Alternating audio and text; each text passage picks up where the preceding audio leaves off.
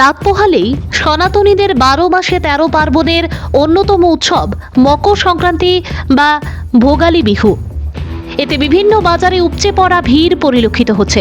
রবিবার পাথারকান্দির অন্যতম সেরা সাপ্তাহিক বাজার হিসেবে পরিচিত সলগই বাজারেরও ছিল চোখে পড়া ভিড়। বিশেষ করে মাছ, সবজি, খই, মুড়ি, তিলুয়া, বাতাসা, হাঁস, মুরগি, কবুতর, গুড়, কাপড় সহ কাটা মাংসের বাজারে ছিল তেজি ভাব। অন্যান্য হাটের চেয়ে এদিন সুযোগ বুঝে কিছু বিক্রেতারা ক্রেতাদের কাছ থেকে কিছুটা বাড়তি দাম রাখেন বলে অভিযোগ। তবে সংক্রান্তির আগের দিন এদিনের বাজারে কেনাকাটা করে অনেকে সন্তুষ্টি প্রকাশ করেছেন। বাজারের ভিড় সামলাতে একটা সময়ে দপ্তর পর্যন্ত মাঠে নামতে হয় বাজারে ছড়া পুলিশকে।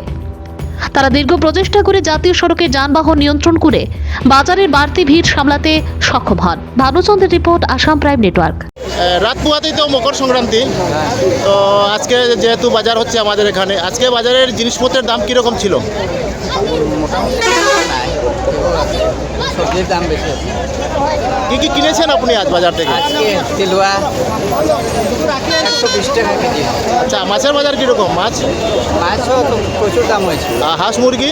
হাঁস মুরগিও দাম আছে। আচ্ছা আচ্ছা, তো বাজার হয়ে গেছে? হ্যাঁ, হয়ে গেছে। কাল সংক্রান্তি করবেন সবাই একসাথে আনন্দ ফুর্তি করে। ওকে, ধন্যবাদ।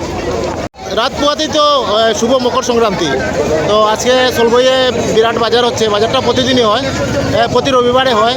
তো আপনি বাজারে আসলেন, বাজারের অনুভূতি কি? কেমন জিনিসপত্রের দামগুলো কেমন আজকে? জিনিসপত্রের দামগুলো তো বহুত চাঙ্গা আছে, বহুত হাই আছে। মাছ বাজারও গেলাম, মাছ বাজারও বহুত হাই আছে। প্লাস বাজারে আজকে বহুত ভিড় হয়েছে আমাদের। আর দেখছি সব জিনিসগুলা মানে দামই আছে, তবুও আমরা সবজিগুলা সুন্দর মতো সংক্রান্তি মানায়, এটাই।